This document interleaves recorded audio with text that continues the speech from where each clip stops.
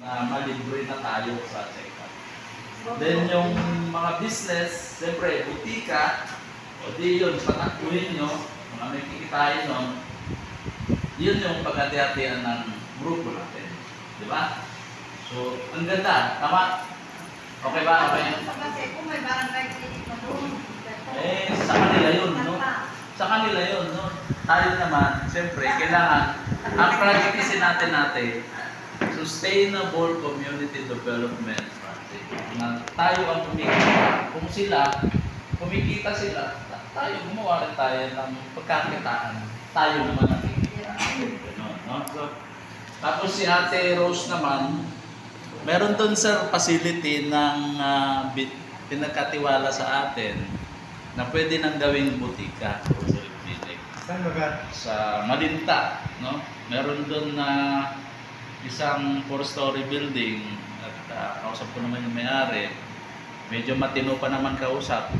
No, kaya lang minsan, sige, siyempre, senior na. Pero nag-commit naman na hindi na niya pakikialaman yung yung roll-up door. Yung roll-up door ang gamitin natin. Sabi niya, gawin niyo na yan na BGC. Gawin niyo na yung butika at grocery clinic. Ay, susi ba na sa'yo? Ay, yung pinahok pa niya si... So yun, meron tayong Valenzuela, sir. Anytime, pwede naman natin puntahan. At yung may-ari naman, nag-commit naman na hindi niya pakikialaman. Basta, mabuhay yung building niya kasi 8 years na stuck yung building niya, along the MacArthur Highway. Napakaganda ng area na hindi gumana yung building niya. So, naano ko na Pwede natin gamitin yun. wag muna tayong pakalaman. Ang tayo, kaya natin buhayin yung business yung building Kasi may mga lapses na siya. SPA. Oo, yun. Meron naman tayo dyan, alam mo naman. Then siguro, black and white natin, request natin. Hindi pwede tayong Ano natin, no? SPA.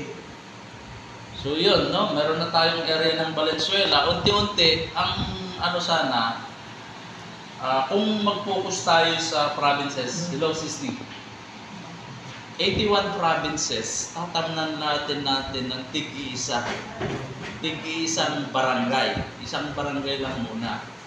Kung doon ang natin, 81 provinces, at least, kung dito naman sa NCR at nearby provinces, mas maganda dito muna yung natin.